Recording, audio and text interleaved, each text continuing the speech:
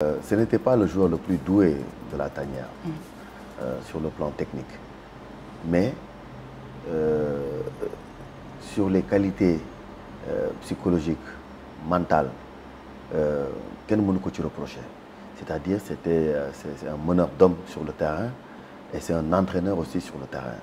Parce qu'il a une bonne culture tactique boo xamante ne sur le terrain il arrivait toujours à réagir et à corriger même ses coéquipiers. ñun je me rappelle ñun ba ñuy ñëw moom moo ñu dalal en tant que milieu de terrain. ba ñuy ñëw foofu nañ ko fekk. donc forcément ci ay match yu bëri donc da ngay gis mën na la da lay rectifier ci lu bëri. et puis comme je disais Aliou booy joué ak moom doo nelaw parce que il te permet pas l'erreur parce que c'est quelqu'un de très indulgent sur le replacement défensif sur la ñàkk ak yooyu quoi. Donc du coup nit la koo xamante ne vraiment c'est un meneur d'homme en tant que joueur.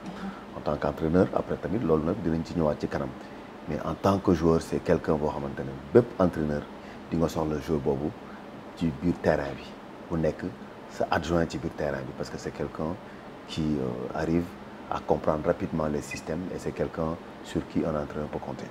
Alors c'est peut-être ce qui explique bi muy ñëw c'était pas le capitaine. Mais après, malgré constellation de stars, comme vous dites, constellation de talents, bi nekkoon au sein de cette équipe nationale-là, de la tanière des Lions, Bruno a fait de lui le capitaine de cette génération. Oui, il a fait de lui le capitaine par rapport à ses caractéristiques, par rapport à taxawaayam, parce que aujourd'hui, Aliou, voilà, à l'unanimité, hein, quand il l'a désigné capitaine, il n'y a pas de contestation. Qui anam l'a ko désigné? Non, vous étiez témoin? Ouais, parce qu'il le connaissait déjà. Il l'avait entraîné déjà à Sedan. Ouais. Donc il le connaissait déjà, il savait déjà qu'il pouvait compter sur lui. Nous aussi on le connaissait. xamoon nañu Aliou xamoon nañu ni ñu koy waxee xadaram ci terrain xamoon nañu bëgg équipe nationale am xamoon nañu vraiment son implication sur un terrain de football.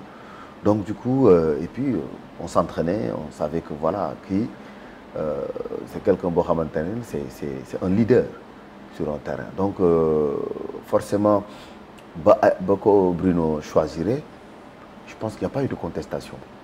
Bien vrai qu'il y avait d'autres grosses pointures yi nga xamante ne ñi ngi woon foofu noonu à l'image d'El Hadj, à l'image de Fadiga ñi nga xamante ne ils étaient au sommet de leur art mais ñoom seen bopp dañ ko nangu parce que ku nekk rek ak li nga xamante ne loolu la yàlla may te aujourd'hui Aliou il avait cette posture d'être le capitaine de cette équipe-là malgré qu'il ne soit pas le joueur le plus doué sur le terrain mais am na li nga xamante ne am na ko loo xamante ne équipe bi soxloon na ko instant boobu noonu parce que dans une équipe il faut un peu de tout il faut des leaders techniques il faut des leaders mentaux il faut des leaders ñu koy waxati psychologiques il y a beaucoup de choses beaucoup d'ingrédients qui font d'une équipe qui font la différence des équipes donc Aliou tey amoon na loo xamante ne ces qualités-là pour être largement le capitaine de cette équipe.